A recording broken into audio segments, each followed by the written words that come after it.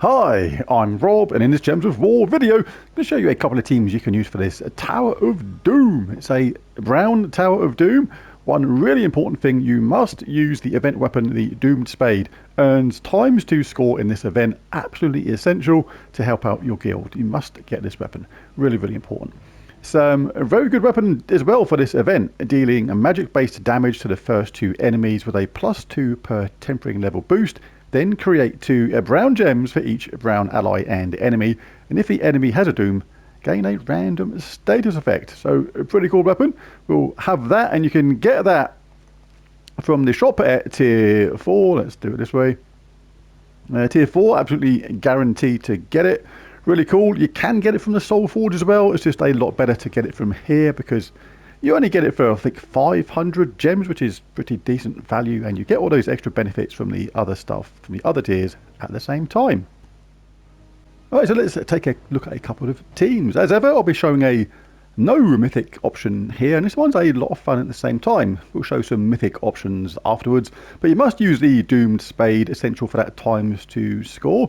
As we saw, does excellent damage, especially when it's boosted up. Then creates those brown gems for each brown ally and enemy, and has the potential to gain a status effect when those dooms start appearing. But the key to this is Ctharrasque conjures a dust storm when its turn begins, which is brown. Then creates 10 brown gems and explodes magic +1 brown gems. So when it explodes those gems and the board refreshes, with that dust storm, we got a very, very high chance of getting a whole bunch of brown on the board. And Bulette can have a lot of fun with this. Knocks the first enemy to the back, then deals magic-based damage to the first new enemy with a 50% chance to devour them if there are 13 or more brown gems. So if there's 13 or more brown gems, you cast this, and you've got a chance of a devour, no matter how powerful that enemy is. Now, that won't work on the dooms later on, so you may have to change the team up to a damage-based team later, to stick in a couple of troops which do a lot of damage. But yeah, you can have a lot of fun with Bulette on those stages. Right, so regarding the class, we can be an elementalist class for this. If we take a look at this weapon, it is a polearm. So let's go to the class. Get that awesome stun, freeze, burn, and entangle a random enemy when matching 4 or more gems, of course. Really cool. Can have a snap freeze. Freeze a random enemy at the start is good. Impact can be good depending upon who the first troop is on the other side. Insulated, always handy, immune to frozen. Oceans, Trident, gain 3 magic if using a polearm, and this weapon that we're using is. Watery Binding, we haven't got any blue allies, but that's no good, and we've already got a Dust Storm with Ctharrasque, so yeah, may as well have that anyway. Rock Solid, really important when you're in first place. Gain a barrier when matching brown gems, which we'll be doing all the time. We'll be matching brown anyway. We got this constant storm with Ctharrasque going, so we're going to have a barrier pretty much non-stop with this team. Stone Mastery, gain bonus brown mana, we like that. And Lord of Storms, we can loop potentially with this weapon, especially when there's some brown enemies as well. That really boosts up the amount of brown which the weapon generates, and when you cast that in loop, your weapon is going to go up in power every single time. But if you don't fancy that, you can have Fortitude, which is also useful. Immune to stun, poison, disease, death mark, lycanthropy, and Devour. So let's jump into a couple of battles with this team. The banner for this, we can have +2 brown, +1 purple, -1 green cavernous banner from Ctharrasque. Right, let's jump into a battle or two. Don't follow what I'm doing here on my map. This is literally for North Star. Every guild is going to vary, so we'll get brown whenever we can. If you're a newer player, you may want to take skull hits to avoid any bashing back. But every time we get brown, remember, we get a barrier, which is really, really cool. Gone for a Medal of Honor on this team to just give it a slightly quicker start. But hey, we can use this to do damage to the first 2 enemies. They got a summon, but the weapon recharged because they got a brown enemy there now. So it's going to give us more brown on the board. And there we go, we looped again and finished off. Didn't need to even cast Bulette there. Right, so I've got to log this down because I'm the only one playing Tower of Doom in my guild, or in our guild at the moment. And that was the unlock scroll. I'm literally the worst scout ever. I tend to play really fast and just blast through. As soon as I see skip, I'm pressing it and I'm going on to the next level, and sometimes I forget to look at the what you picked up from the room. But the idea of a scout is basically that you go through the first 4 rooms, even if you get the unlock scroll early, just to find any useful scrolls, the haste scrolls, the fireball scrolls, luck scrolls, things like that, the ones that are really important, and of course the unlock scroll. And note it down in your team, for your guild, in something like the Tower of Doom map on Terran's World, or a screenshot, anything which helps your guild know where those best scrolls are. Right, let's do this one next.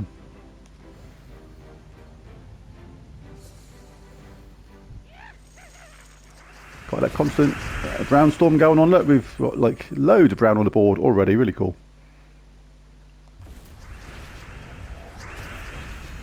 Yeah, let's do that damage. Get that Valraven in the bag. This is where we can cast Zernabog. Creates 10 brown gems. Explodes. Loads of gems.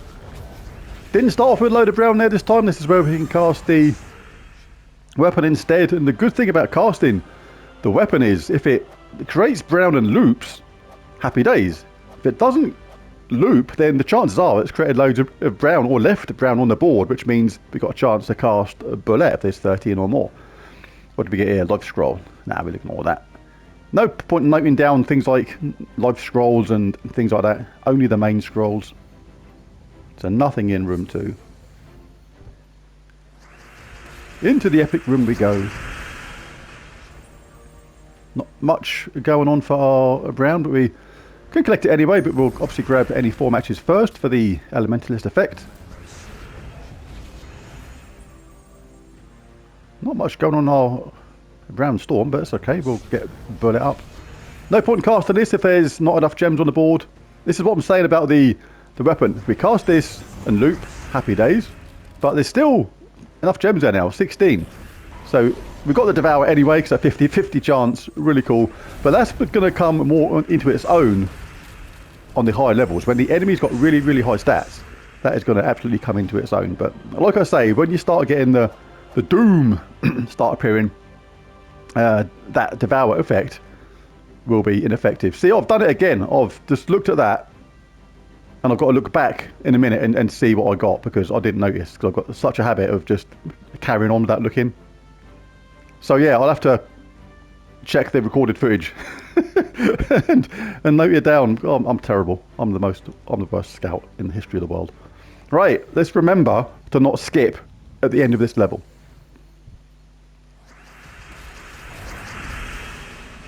Lots of brown on the board. Let's do this. We can collect some more brown if we want. Or if you're ready to cast Bulette next round, you can actually obviously just... Oh, move that the wrong way. That was funny. But 15 there, so we've got a chance of Devour anyway. Didn't get it, but you can have a second chance. Didn't get it, but we've done enough damage to finish him off anyway. Right, don't press the button. Don't press skip. Don't press skip. Don't press skip. It was an armor scroll, so nothing special anyway. Alright, let's do the final room here. See, the Doom has started appearing now. When this gets too powerful to start knocking out, they can't be devoured.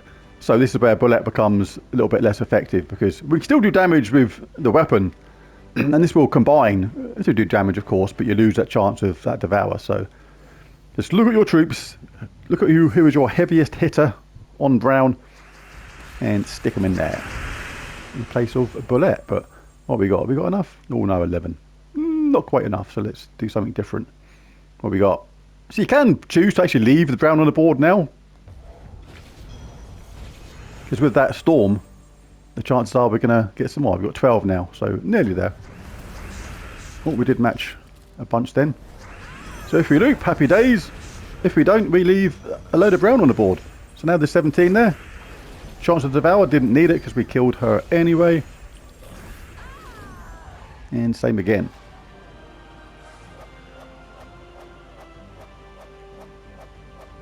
Stoneforge scroll. Use your Stoneforge scrolls to boost up and power up your brown doomed weapons. Right, so for the next team, we can have a little bit of fun with this one. We can have Bork 3000, Morthani's Darkness, Ctharrasque, or Janet as I call it, and the weapon, the Doomed Spade. Bork 3000, really good mana generator, destroying magic +1 gems, then creates 3 bomb gems. So that's really good for getting mana quickly. And in Mechanist class, it will get a 50% start as well. And then we can use a combination of these two, because this will charge up these 2 troops really quickly, because they use almost opposite colours apart from brown. Morthani's Darkness will be using that at first, because she steals life from 4 random enemies, so that will hit each enemy in turn, and if you've got enough power, you'll just wipe them enemies out one after the other. But what we can do is, when the enemies get a lot more powerful, we can choose to cast Ctharrasque on an enemy we want to kill, because the Doom will be there, but that thing's invulnerable, so Ctharrasque cannot kill it. And when we get down to the Doom on its own, we can cast Morthani's Darkness, who will then hit that Doom 4 times in a row, like bish, bash, bosh, dosh, and hit it really hard, because it's a random enemy, but as the only enemy, it will hit the Doom 4 times. And we can use this weapon as well if we like at any point, but most of the time it's going to be about charging Bork, casting one or the other of these. Ctharrasque will also create loads of gems, 6 cursed gems, which are brown, yellow giant gems, which can charge up Bork again, and the fairy fire gems, which are green, so it can charge up the whole team very quickly. So let's have a go at this. We're going to be in Mechanist class for this one. Let's just take a look at the talents and traits and stuff. That nice clockwork there. All mech allies start with 50% mana. Talent trees, we can go for Serendipity. This one doesn't actually matter. Vanguard, gain barrier at the start, very handy. Tactician, bit more extra magic is a bit more power. Mentor, all allies gain 1 magic. Tree of Knowledge, gain enchant when matching green gems, which can happen when we cast Ctharrasque. And Armor Plating, all mech allies gain 2 armor per turn. Gone for the +2 yellow, +1 brown, -1 green Guardian banner for this. I know Ctharrasque does use green, but it's really important to get the mana for Bork quickly, and the amount of mana we're generating from this team, is that -1 green is not going to really notice on Ctharrasque. So let's jump into a battle or two. And remember to look at the room. Don't skip it, don't skip, don't skip, don't skip. The Potion of Explosion, look, we're ready to go with Bork absolutely straight away. So let's cast Bork Face. There we go, that's got our Morthani's up. Let's cast that. Bing, bang, bong, gone.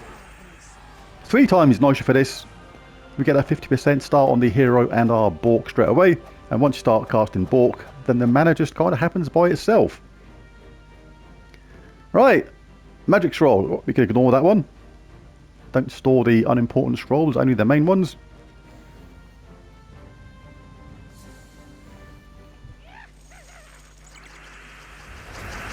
Potion of Explosion, we got some yellow there, happy days. And an extra turn. Cast Bork, mana all over the place. There's Morthani, bing bong, gone. So like I say, this team would be really good for these stages. Life Scroll, we can ignore that.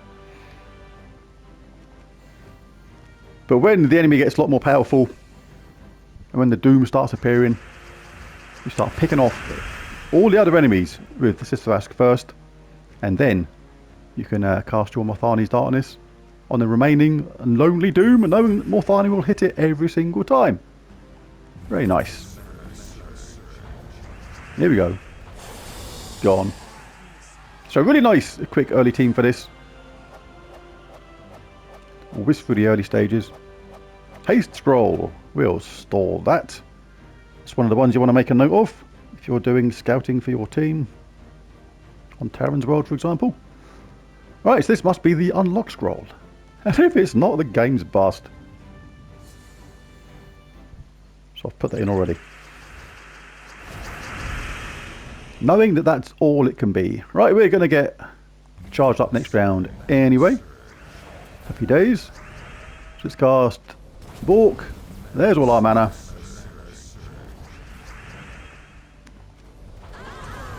Is everybody gone? Everybody's dead, Dave. And this better be an Unlock Scroll, otherwise there's something weird going on. Right, and now let's do the next room. Let's get this Doom of Nature.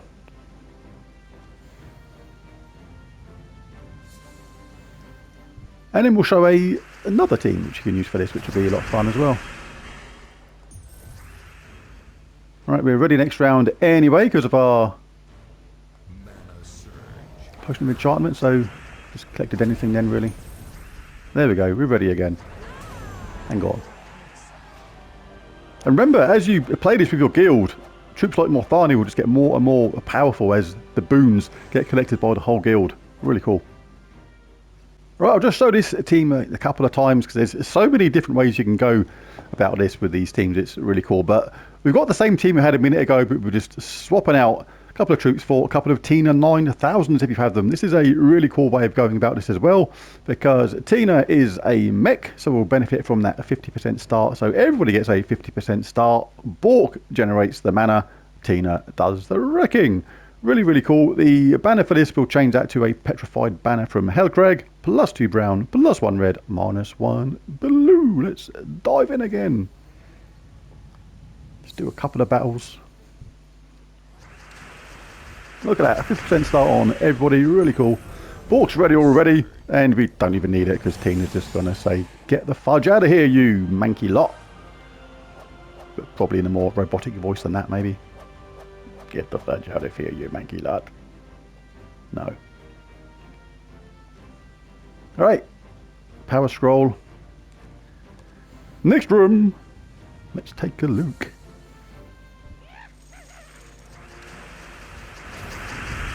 Yeah, I love Tina. Really cool troop. Bork's charge straight away. Tina's ready. Bang, bang, bong. Second Tina's ready because of all that mana. And gone. Yeah, this is quite a fun team, this one. Again, it will grow in power as your guild collects those boon scrolls. There's a haste scroll there, so we'll make a note of that. Haste. And continue.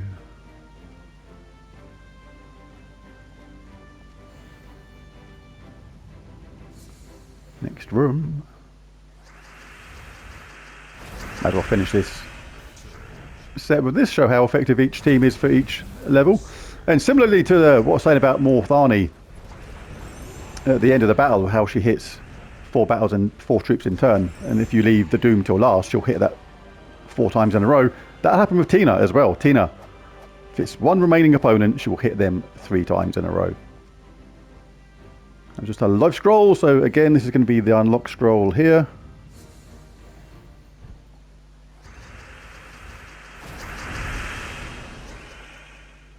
And Borky is ready next round, so I may as well get some bonus stuff for Tina. Go on, Borky. Like, even if you're a newer player to the game, sticking on the Noishas, if you have them, really pumps up the amount of gems which Bork destroys, as well as increasing the damage from Tina.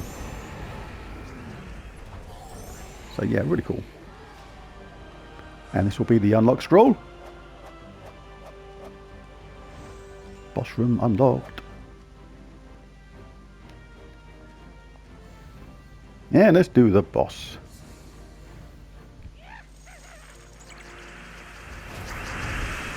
Bork's ready to go again.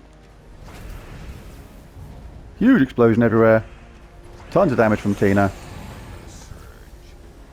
Oh, the enemy got to cast a spell. Go. Right, for this last team, we're going to go for a undead team. But you can actually change the class on this to Elementalist if you like. 3 of our troops are going to have a 50% start on mana. So this is not going to be slow on getting going. And in Elementalist class, you do have that added benefit of just being safe when you collect brown gems from things like Rock Solid and that lovely burn, stun, freeze and entangle a random enemy on 4 matches. But the reason why this is cool is because the Ghost Queen gives all undead allies a 50% start with mana. So in the team I've got at the moment, that is literally everybody. And she steals 7 mana from an enemy, slowing down their spellcasting progress. Then steals magic +3 life, boosted by purple gems. So she's stealing that life, adding it to her own, making her harder to kill. Same goes for Morthani's Darkness. This time stealing magic +2 life from 4 random enemies. And has a summon as well, which is really, really cool. And we can chip in with a weapon if we feel we need to. So the class for this, we're going to go in a Necromancer, really good for this. Let's check these are all right. Allied undead gain 2 life. 1 magic for each purple ally. We've got 2 Morthanis there, so that helps us there. Don't really care about that one. Well, that's handy if you're a newer player, I suppose. Forget about that sort of thing sometimes.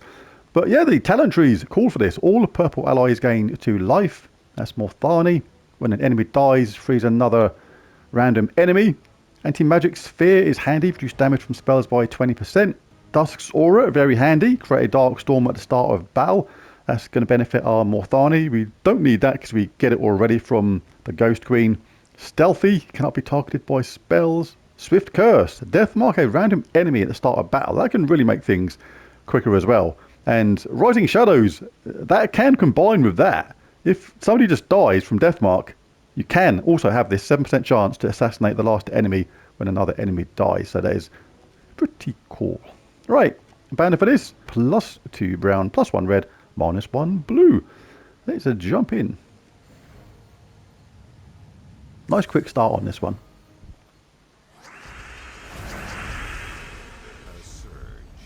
So Morthani's ready, just already, so gone. That just that just happened pretty much by itself. That's what we got from here. Anything good? Anything good? The boss room was unlocked. Well, that was fairly straightforward. And on to the next.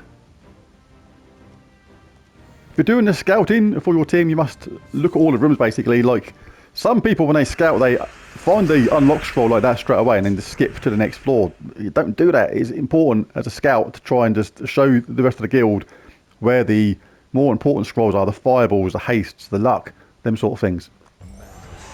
And Morthani's up again. Job done. Don't press skip, Rob. Don't press skip. Nearly done it then. Power scroll, no, we can ignore that. Next one. Next room.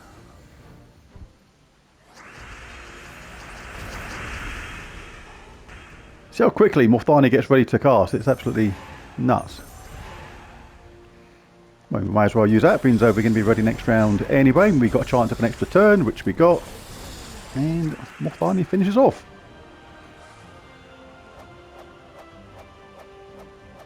What's it going to be? An attack scroll. Never mind.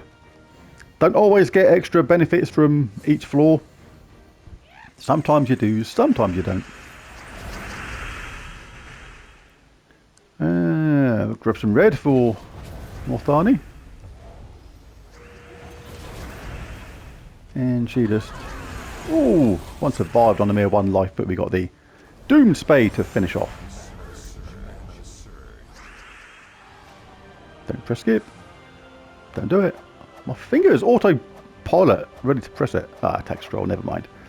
Right, anyway, there's a few teams there to play around with on the Tower of Doom. Let's just do this last room. As ever, if you enjoyed this video, found anything about it useful or helpful, things like that, it'd be really cool if you bash that like and subscribe button. It really does help. And as ever, most of all, thanks for watching.